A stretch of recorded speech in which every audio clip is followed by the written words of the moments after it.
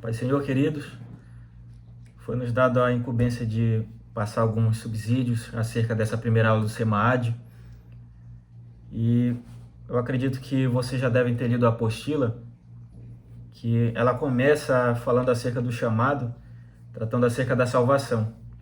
Que nós não podemos exercer aquilo que nós chamamos de ministério ou serviços e funções dentro da igreja, se antes primeiramente, nós não somos salvos. E aqui a forma como a apostila aborda, primeiramente o chamado, é que necessariamente é necessário que nós atendamos ao chamado à salvação primariamente. Paz do Senhor, irmãos. É interessante que nós possamos compreender toda a parte teórica, o fundamento do que é o chamado, de que forma que isso se dá, de que forma que isso vai nos conduzir às nossas decisões, às nossas escolhas e às nossas atitudes de vida. Então, a apostila vem falando primeiramente o que é chamado. E aí, chamado, ele é um convite, ela trata como um convite, é uma convocação. Uma convocação a quê? Uma convocação, primeiro, à salvação e, segundo, ao serviço.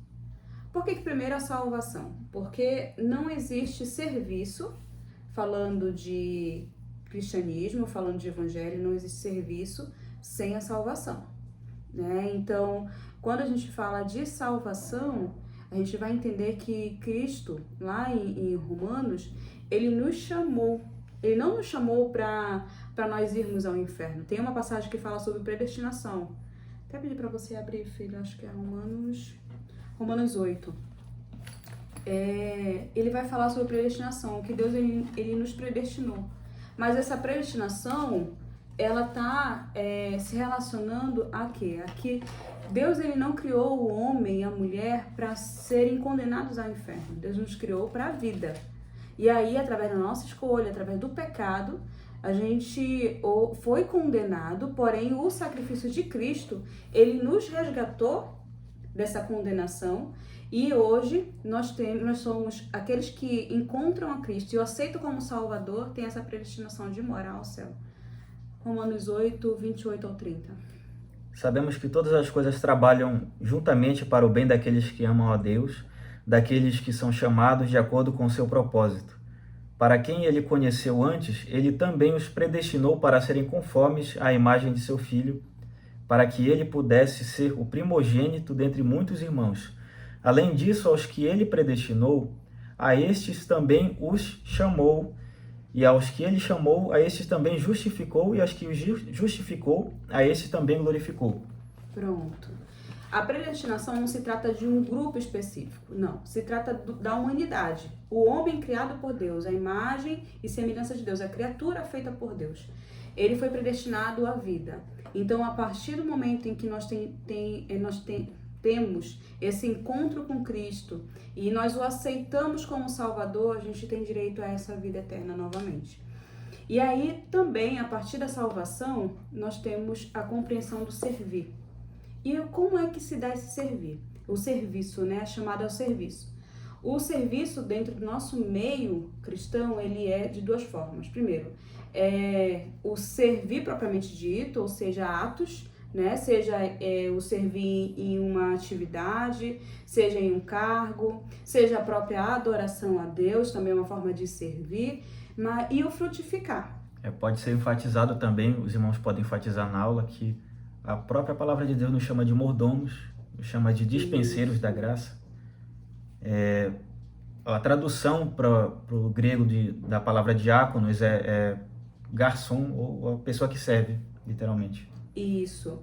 Eu destaquei aqui 2 pontos muito importantes sobre serviço, que eu coloquei várias referências, depois a gente pode disponibilizar os irmãos, até para os irmãos estarem aprofundando o seu estudo também, mas eu coloquei o principal como 1 Coríntios 10, 31, que Paulo vem falando assim, que nós, independente do que nós estejamos fazendo, por exemplo, a gente pode estar comendo, a gente pode estar bebendo, né? O texto ele fala assim, quer comais, quer bebais, ou façais qualquer outra coisa, fazei tudo para a glória de Deus. Ou seja, Não existe, esse aqui eu estou fazendo porque é a minha área profissional e não tem nada a ver com a minha vida espiritual. Não existe isso. Nós somos um ser tricótono. É isso, né? Tricotômico. Pronto, tricotômico. Obrigada, amor. E aí, somos 3 em 1. Somos corpo, alma e espírito. E a gente não tem como se separar. A gente não tem como se diferenciar em nenhum momento. Isso sempre vai estar em nós, porque é o que nos forma. Então, a partir do momento em que eu entendo isso e que eu sirvo a Deus através do meu espírito, influenciando, trazendo, alimentando a minha alma para que ela esteja próxima, inclinada ao meu espírito, eu vou ter atitudes de servidão semelhantes à de Cristo. Mas quando eu alimento a minha alma fazendo com que ela se incline aos desejos e paixões carnais, eu vou ter atitudes de serviço que são distantes daquilo que é padrão do cristianismo, daquilo que Cristo nos traz, né? Então, é importante lembrar que Cristo, quando ele esteve na terra, ele disse, olha, quem quiser vir após mim, negue-se a si mesmo, tome sua cruz e siga-me. Seguir a Cristo através das pisadas dele é exatamente isso. A gente passar a olhar, observar as atitudes dele e refletir essas mesmas atitudes. É fácil? Não é fácil. Isso precisa ser feito através de uma vida de comunhão com Deus, através de uma vida de renúncias. E isso só se torna fácil quando existe uma prática diária. Uma prática diária de quê? De comunhão, de adoração, de busca, de conhecimento através da palavra de Deus. Né? Eu enfatizo a palavra de Deus, porque a gente tem muito recurso hoje, porém, a quantidade de recurso que nós temos não substitui de forma alguma o conhecimento da palavra de Deus, que é a revelação do nosso Deus, tá bom? Outra passagem interessante que os irmãos podem citar para os adolescentes também, que eu percebo, sou professor lá no Tempo Central, os meninos eles se identificam bastante quando você começa a citar exemplos bíblicos e não simplesmente exemplos de pessoas que você conhece ou personagens históricos da igreja, mas exemplos bíblicos. A Geisa falou acerca da passagem quando Jesus fala, aquele que quiser vir após mim, negue-se. Em Mateus 20, 28 fala que Jesus falou, o Filho do Homem não veio para ser servido, mas veio para servir. 1 Coríntios 11, no verso 1 fala, o apóstolo Paulo fala, sejam meus imitadores, assim como eu sou de Cristo. Ou seja, assim como eu imito o comportamento de Cristo, como no exemplo que nós demos, Jesus ele veio para servir, Paulo também servia, e Paulo, da mesma forma, pedia que os irmãos que ouviam a palavra que ele pregava, ele disse a eles, sejam também servos, em outras palavras. Né? Em algumas outras passagens bíblicas que nós fomos notando também, que no próximo tópico fala sobre identificando o seu chamado, vários personagens bíblicos vocês podem citar também. Aqui o principal que é citado é o apóstolo Paulo, né? Mas vários outros personagens bíblicos eles tiveram problemas em até mesmo compreender para que Deus estava chamando eles. Um exemplo, talvez o mais prático que a gente pode citar são dos 12 apóstolos, que eles foram chamados por Jesus e atenderam o chamado, entretanto não compreenderam para que eles haviam sido chamados. Por exemplo, o apóstolo Pedro, ele chegou a cortar a orelha de um soldado, de um servo do sacerdote, né? Achando que não era necessário que Jesus morresse. Chega um momento de Jesus falar na última ceia, falando que o Filho do Homem vai ser entregue, vai ser pego pelos anciãos e o Filho do Homem vai ter que morrer. E o apóstolo Pedro fala, não, nem que eu preciso morrer, tu não vai morrer. Aí os outros discípulos falam, não, nós também vamos juntos se for preciso.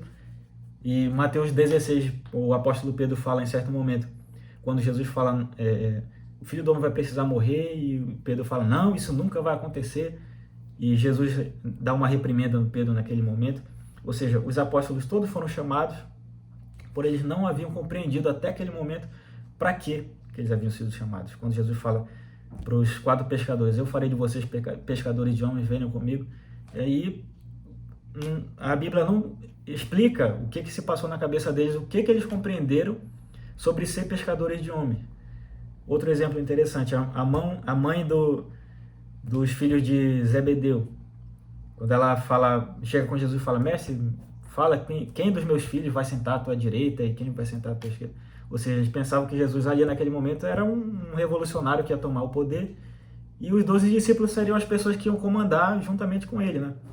Para vocês verem a visão deturpada que a maioria de nós temos quando nós recebemos o chamado ministerial, aqui já tratando do chamado ministerial, após a salvação. Quando nós foi um trecho bem interessante aqui citado sobre a sogra de Pedro, que a Bíblia fala que ela estava com febre, né? Jesus chega com ela e ela é curada da febre, e a Bíblia relata, logo depois ela se levantou e os serviu. Aí você pode tirar a seguinte lição desse momento, que você não pode servir ninguém, por exemplo, você não pode sarar ninguém se antes você não foi sarado. Isso deve ser deixado bem claro para os adolescentes. Como o adolescente ele pode evangelizar alguém se ele mesmo não compreende o que é o evangelho? Tentem deixar isso bem claro para eles também. Que é outra coisa que os adolescentes gostam também é de confronto. Isso é natural de qualquer adolescente, que ele gosta. Alguns gostam muito de questionar, só que alguns eles já gostam de ser confrontados. É interessante, licença, filho, é interessante frisar isso, porque a gente fala de temas que são temas muito, muito abrangentes, são temas que eles estão, assim, rotineiramente no nosso linguajar, nos nossos cultos, nos nossos seminários, estudos, mas muitas vezes essa parte fundamental, a base para a compreensão desses temas, ela não existe. Então, esses meninos estão aí falando, ouvindo até, participando de estudos, mas não estão entendendo o que se trata, né? E chamado, ele não é simplesmente, eu sou chamado para ser missionário, eu sou chamado para ser pastor, não, o chamado, ele está primariamente a salvação. E o que é a salvação? Como é que eu vou entender o que é a salvação se eu não entendo o sacrifício de Cristo? Se eu não entendo o que aconteceu para que Cristo viesse a morrer? Né? Então eu preciso ter uma base bem fundamentada. E aí quando eu falo de aceitar esse chamado à salvação, aí sim, Deus ele começa a apresentar os outros chamados. Quais são esses? Servir e frutificar. Nós precisamos frutificar como cristãos. A partir do momento que a gente entende que a gente é salvo, que a gente entende o seguir a Cristo, o servir após Ele, e aí eu começo a seguir esses passos, eu passo a ser frutífero, é automático, né? Eu não vou ter que pensar, eu tenho que evangelizar, isso se torna um fardo, eu tenho que exercer tal coisa, isso se torna um fardo. Não se torna um fardo. Por quê? Porque o servir a Cristo é por amor. A compreensão, o entendimento do sacrifício de Cristo, ele nos constrange a amar. E esse amor que nos constrange, ele nos constrange também a reproduzir, a divulgar, a propagar para o próximo. Você quer dar a ele aquilo que você recebeu. Você quer dar para o teu próximo aquilo que você recebeu. Então, aquela fala assim, é difícil eu amar o fulano, é difícil amar o ciclano. Sim, é difícil quando eu estou presa no meu eu. Mas quando eu entendo o que Cristo falou, negue-se a si mesmo, tome a sua cruz e siga-me. Aí, quando eu começo a praticar isso diariamente, isso começa a se tornar cada vez mais leve. Não é imediatamente, vai se tornando mais leve à medida que o processo vai se aprofundando, à medida que eu vou conhecendo, à medida que eu vou renunciando, à medida que eu vou colocando a minha vida diante de Deus para que isso se molde e Cristo ele passe a reinar em mim. Outra coisa que os adolescentes eles se identificam bastante também é quando você faz analogia. A Geisa falou acerca do evangelismo. Quando você recebe a Cristo, que eu costumo fazer essa analogia com eles, é como se você fosse uma criança que acabou de ganhar um brinquedo novo. E toda criança, quando ela recebe um brinquedo novo, ela quer mostrar aquele brinquedo, não interessa para quem seja, até se for para adulto. E assim, da mesma forma, é a pessoa que é nova convertida. Ela sente aquela ânsia, aquele desejo de compartilhar com alguém. Só que na maioria das vezes ela não sabe como, ela ainda não tem a sabedoria necessária para isso também, inclusive. Aí, aqui ainda no tópico 2, tem alguns outros exemplos bíblicos aqui, tem o do profeta Isaías e do Jeremias também, que é bastante interessante também porque são algumas situações bem detalhadas de pessoas que, primeiro, que eu falei agora há pouco dos apóstolos, né, que não compreenderam o chamado, mas aqui também de pessoas que tiveram medo, tiveram dúvida sobre para que eles haviam sido chamados. Jeremias é um dos melhores exemplos, acerca principalmente de reclamação, que em vários versículos do livro de Jeremias você vai encontrar ele reclamando, inclusive do dia que ele nasceu, reclamando da mãe dele, por que ela não deixou ele morrer. Aí, até esses exemplos vocês podem dar para os meninos também, de pessoas reais, que elas enfrentaram esses confrontos. Por exemplo, o profeta Elias teve medo da morte também, ele fugiu para uma caverna, mas Deus confrontou ele. Moisés fugiu também do Egito, com medo de ser morto lá, porque ele matou um egípcio. E, enfim, profeta Isaías, que é outro bastante interessante também, porque nós vemos ali no capítulo 6 do profeta Isaías, que o profeta Isaías estava em pecado, mas ele, mesmo assim, não deixou de ser chamado. Entretanto, ele foi chamado, só que ele foi purificado. Isso está exemplificado aqui na apostila. E quando Deus ele fala da situação que está acontecendo, e o profeta Isaías se dispõe: eis-me aqui, envia-me. Só que mesmo assim ele não compreendia, aqui nesse caso, a envergadura que era o trabalho que ele ia exercer. Nem Jeremias compreendia. Nós vemos lá no capítulo 1, ele falando: sou só uma criança. Mas Deus, antes disso, ele fala: desde o ventre da tua mãe te conheço, e as nações eu te entreguei por profeta. É interessante frisar, bater um pouquinho na tecla da responsabilidade que é o chamado. Não só o chamado ministerial, mas o chamado à salvação. Eu sempre volto a esse ponto, porque ele é o ponto de partida de tudo. Você não vai ser um bom pastor, você não vai ser um bom missionário, você não vai ser um bom porteiro, você não vai ser um bom zelador, se você não entende a dimensão, a importância que tem a salvação, o que ela gerou dentro de você. A partir desse ponto, aí a gente precisa entender, sim, Deus, ele me chamou, já sou salvo, já entendi isso, agora eu preciso entender o chamado, como o John estava colocando agora, ministerial, aquilo que Deus me propôs para que eu pudesse servir, como mordomo dele.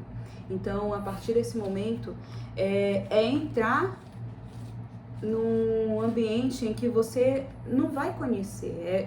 Mesmo que Deus ele disse a Abraão: olha, sai da tua terra e da tua parentela e vai para uma terra que eu tô preparando, mas tu não sabes onde é, tu não sabe o que tu vai enfrentar, tu não sabe pelo que tu vai passar, mas vai. Então, o chamado de Deus é isso, só que a gente precisa entender que em nenhum momento durante esse percurso Deus nos deixa só. É verdade? Então, a gente precisa ter isso bem fundamentado no nosso coração, na nossa mente, para que a gente possa passar isso para os adolescentes. Eles precisam entender que se eles já compreenderam a dimensão, já compreenderam a chamada deles e querem compreender a dimensão disso, eles só vão compreender quando realmente decidirem obedecer esse chamado e começarem a trilhar em prol dele. E aí é importante dizer que o ponto de partida para trilhar o chamado de Deus, para realmente aceitar e ser conduzido a ele, é a obediência. Obediência a quê? Primeiro, ao conhecimento da palavra. E aí, a partir desse momento, do princípio do conhecimento da palavra, Deus vai nos guiando para o propósito dele. E a capacitação vem dele também. Isso. No tópico 3, está escrito assim: quando recebemos dons e talentos, o desejo de Deus é que o desenvolvamos. E a referência está em 1 Timóteo, no capítulo 4, no verso 14. Aí eu destaco aqui essa palavra, o verbo desenvolvamos, para a pessoa desenvolver o talento que há nela, né? No caso, o talento espiritual. Os irmãos, eles devem deixar bem claro também que o sentido de desenvolver é muito diferente de aperfeiçoar. Você pode ser uma pessoa que toca na igreja, por exemplo, toca seu violão, e você pode estudar música, pode fazer o conservatório. Entretanto, existe uma coisa que só Deus dá, que é o dom espiritual. E isso é impossível você aperfeiçoar, porque tudo que vem de Deus é perfeito. Você deve deixar isso claro para adolescentes também, que alguns eles têm essa noção errada de que existe o dom de pregar, entre aspas, então eu preciso aperfeiçoar o dom de pregar. Isso não existe. Você pode aprender sobre homilética, hermenêutica, sobre como falar em público, como perder a timidez. Entretanto, se você não for uma pessoa que se consagra, você não é uma pessoa que se dedica no estudo da palavra, e esse estudo da palavra, eu digo, com jejum e oração, isso de nada vai adiantar se você não tiver nada disso. A mesma coisa as pessoas que tocam na igreja, tocam música, se ela não for uma pessoa de oração e de Bíblia também, de contato com Deus e comunhão com Deus, ela simplesmente vai ser um músico. Da mesma forma, a regente, qualquer outra pessoa de cargo na igreja. Todos nós precisamos desenvolver, sim, mas os nossos dons naturais, os dons espirituais não. Deixem bem claro isso. É importante que a gente saiba distinguir isso, saiba como lidar com essa situação, na verdade, porque a gente está vivendo um momento da igreja que a gente está cada vez mais capacitado profissionalmente, né?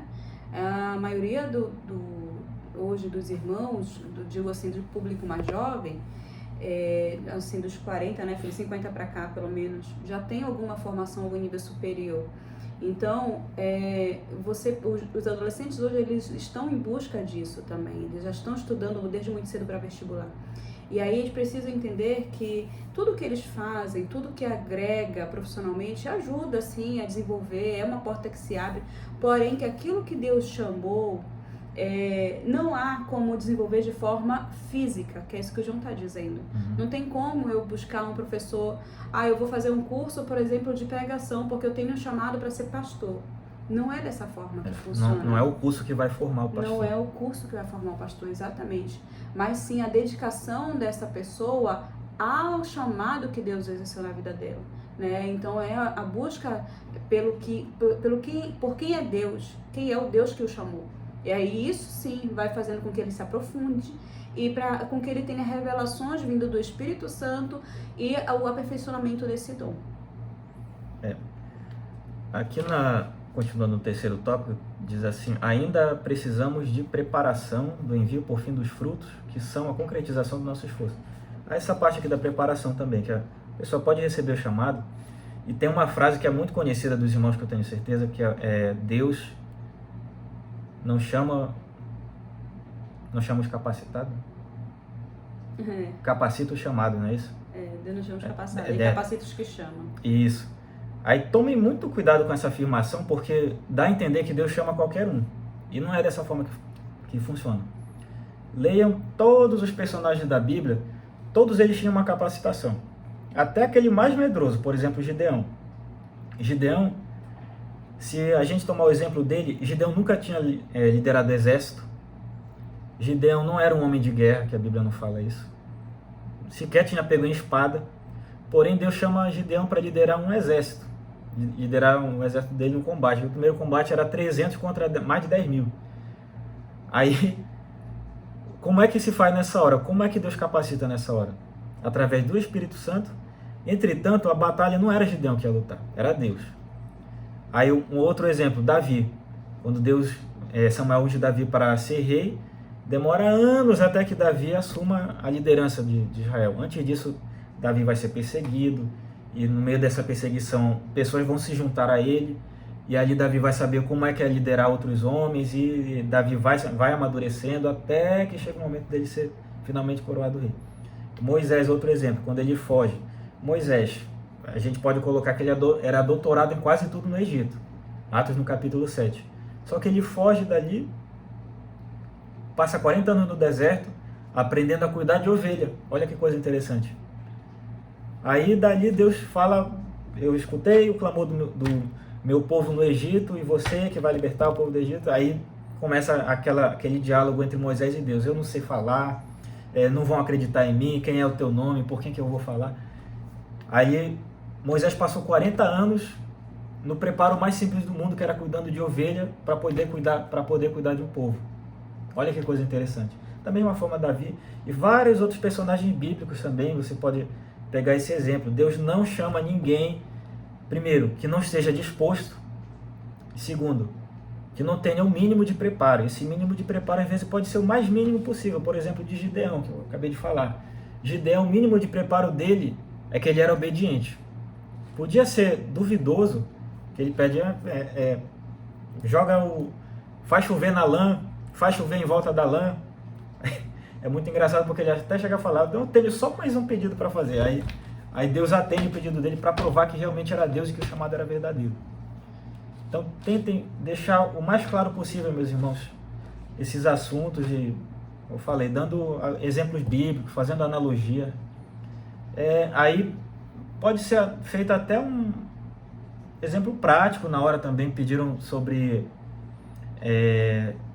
dinâmica. Eu não consegui pensar em nenhuma dinâmica, mas Teve uma coisa que eu pensei que era o seguinte: o professor ele pode pedir para um dos alunos pegar um copo d'água. Aí só do ato de pegar o copo d'água, você já pode tirar uma lição muito grande. Esse aluno, você chama ele pelo nome e ele atende, você pede para ele buscar o copo d'água e ele atende como uma pessoa que é obediente. No caminho até buscar o copo d'água, ele vai ter alguns obstáculos, pode ser escada, pode ser porta na frente, pode ser um trilho que não é tão seguro, que pode ter buraco na frente. E da mesma forma que ele foi, ele vai ter que voltar pelo mesmo caminho. Ou seja, o chamado ele vai ser para uma pessoa específica, por um objetivo específico, que era buscar água, e essa pessoa vai enfrentar dificuldades. Entretanto, a obediência dela vai gerar um fruto também. No caso ali, o professor, no nosso caso, né, a gente só vai ter o nosso obrigado para dar para ele. Entretanto, na Bíblia fala que o Senhor ele é galardoador daqueles que o servem, né? Exato. Ele retribui as nossas obras. E ainda fala que aí, quando nós servimos um desses pequeninos, nós estamos servindo a ele também. Isso, é isso mesmo. E é isso, irmãos. A gente já está aqui de um bom tempo falando, mas é um tema, eu falei para o Jonatas, é um tema muito abrangente. É difícil a gente tratar com pouco tempo, porque a gente precisa focar, né? Precisa falar sobre muitos detalhes que não podem passar desapercebidos, porque a gente acaba deixando uma ponta solta ali para esses meninos daqui a pouco estar confusos. Então a gente precisa estar tendo cuidado com aquilo que a gente leva, com o que a gente coloca para eles, da forma que a gente coloca para eles e não deixar nenhuma dúvida no coração deles. Especialmente a base fundamental, volto a falar.